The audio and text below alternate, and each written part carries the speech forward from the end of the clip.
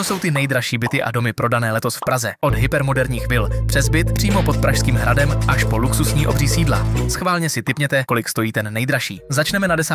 místě, a to touhle luxusní vilou od známého českého architekta Patrika Kotase, kterého můžete znát například jako autora designu tramvají 15. anebo spousty pražských tramvajových zastávek i stanic metra. Nachází se na Praze 5 a z její rozlehlé střešní terasy dohlédnete až na Berounku. Jakmile vás omrzí výhled, můžete seběhnout o kousek níž a skočit do vyhřívaného bazénu. Odpočinout si poté můžete v jedné ze 7 ložnic nebo využít 4 koupelen. Chybět samozřejmě nemůže ani soukromé kino, posilovna a také sauna. Vila prochází neustále modernizacemi, které vylepšují pohodlí, ale zároveň přidávají spoustu chytrých technologií, jež pomáhají držet náklady na energie nízko. A cena? Krásných 52 milionů. Pokud ale hledáte větší soukromí, tak byste si určitě zamilovali toto honosné sídlo s rozlehlou zahradou obklopenou vzrostlými stromy, které najdeme v pražské Libuši. Po průchodu hlavními dveřmi na vás čeká velkorysá hala s točitým dřevěným schodištěm do dalších pater. Těšit se můžete na nadstandardní materiály jako mramor či žula a vysokou kvalitu všech detailů. Každá z několika ložnic má svoji šatnu i klimatizaci, která vám zajistí pohodlné bydlení i v letních parnech. Nevždy ale musí superdrahé domy vypadat na první pohled nějak speciálně. Tenhle relativně nenápadný řadový domek se nachází v Dejvicích hned vedle jednoho z největších pražských parků, Divoké Šárky. Postaven byl v roce 2018 a to rovnou v nejúspornější energetické třídě s minimální spotřebou. Areál, ve kterém se nachází, obsahuje recepci s ostrahou a parčík s dětským hřištěm a jezírkem. Interiér nabízí designový nábytek na míru od architektonického studia. Na druhou stranu i v těchto luxusních nemovitostech najdete normální IKEA doplňky pro běžné smrtelníky. Chybět nemůže ani terasa s výhledem do zeleně nebo garáž pro 2 auta s vyhřívaným výjezdem díky zabudovanému venkovnímu podlahovému vytápění. Milovníky moderních technologií určitě nadchne, že spoustu věcí v domě je možné ovládat přes mobilní aplikaci. Pořídit jste si jej mohli za 56 milionů korun. Mimochodem, pokud vás zajímá, o kolik milionů museli tyhle nemovitosti zlevnit, než se je podařilo prodat, tak stačí na reas.cz sjet u inzerátů kousek dolů a hnedka uvidíte historii vývoje nabízené ceny, třeba i u prodejů ve vašem okolí. My ale pojďme pokračovat 7. místem, jelikož nejen domy a vily, ale také byty se nachází v žebříčku top 10 nejdražších prodaných nemovitostí v Praze v tomto roce. Jako například tento mezonetový byt 3+KK v centru Prahy hned vedle náměstí Republiky s víceméně nejlepší dostupností kamkoliv po Praze. Do vrchního patra činžovního domu se dostanete pohodlně výtahem. Po otevření dveří se vám naskytne pohled na neotřelý design s přiznanými trámy z masivu. Ve spodní části se nachází prostorný obývací pokoj s kuchyňským koutem, ale hlavně vstup na romantickou terasu s úchvatným výhledem na pražské věže.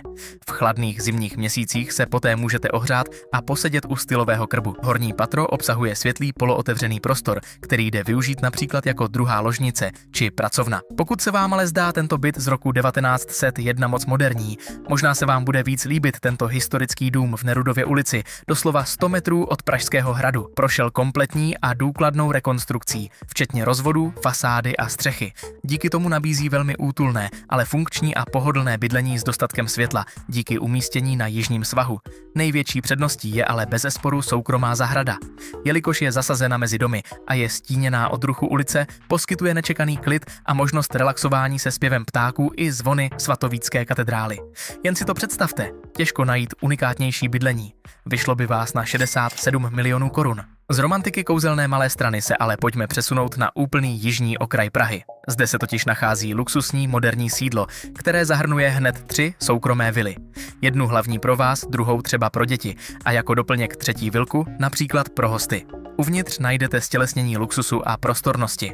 Hned po vstupu vás uchvátí pohled na lustr s velkými střešními okny i prvotřídní materiály všech povrchů i doplňků.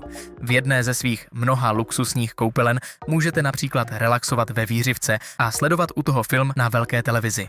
Na rozsáhlém pozemku obklopeném spoustou vzrostlých stromů, zajišťujících naprosté soukromí, najdete udržovanou zahradu s bazénem vybaveným luxusními prvky i terasu pro venkovní odpočinek.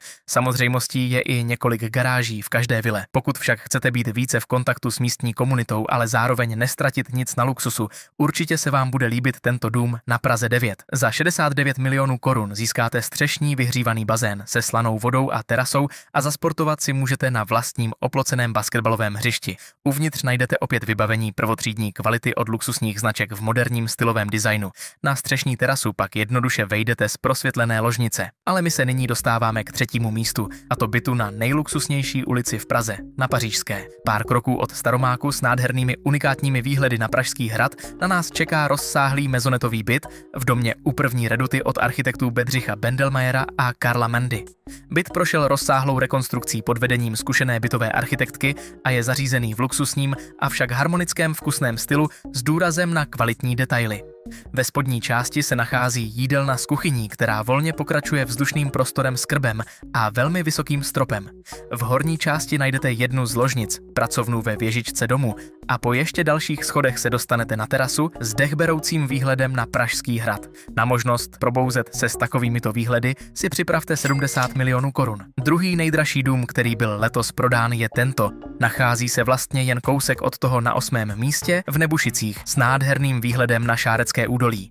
Dům se rozkládá na 4 podlažích propojených výtahem. V přízemí najdeme monumentální vstupní halu a samozřejmě vnitřní bazén i s výřivkou a saunou.